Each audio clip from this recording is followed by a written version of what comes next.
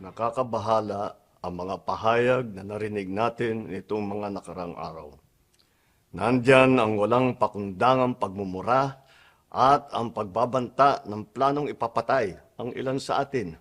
Kung ganun na lang kadali ang pagplano sa pagpatay ng isang presidente, paano pa kaya ang mga pangkaraniwan na mamamayan?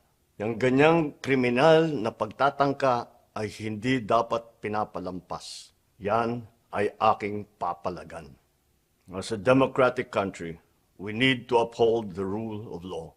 Ako, bilang pinuno ng Executive Department at lahat ng mga nanunungkulan sa pamahalaan ay may sinumpaang tungkulin na tutupdin at pangangalagaan ang konstitusyon at ang ating mga batas. Kaya hindi tama ang pagpigil sa mga halal ng bayan sa paghahanap ng katotohanan. Hindi na sana hahantong sa ganitong drama kung sasagutin lamang ang mga lehitimong katanungan sa Senado at sa House of Representatives. Ang katotohanan ay hindi dapat itokhang. Tapos na sana ang usapang ito kung tutuparin lamang ang sinumpaang panata na bilang lingkod bayan ay magsabi ng totoo at hindi hahadlangan. Imbis na diretsahang sagot, nililihis pa sa kwentong chicheria.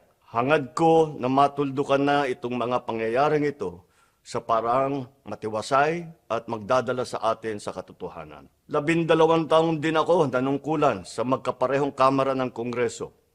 Batid ko ang kapangyarihan iginawad sa kanila ng taong bayan at ng ating konstitusyon. Dahil dito, iginagalang ko ang kanilang gawain bilang isang independenteng sangay ng ating republika. Kahit ang buong executive branch, lahat ng mga ahensya ay hindi nakakaligtas at parating sumasailalim sa kanilang masusing pagsusuri. Bilang isang bansa, marami tayong mga paghamon na dapat harapin at mga suliraning dapat bigyan ng lunas. Sa kabila ng mga pambabatikos, nakatuon ang aking pansin sa pamamahala. Ngunit, hindi natin ikokompromiso ang rule of law.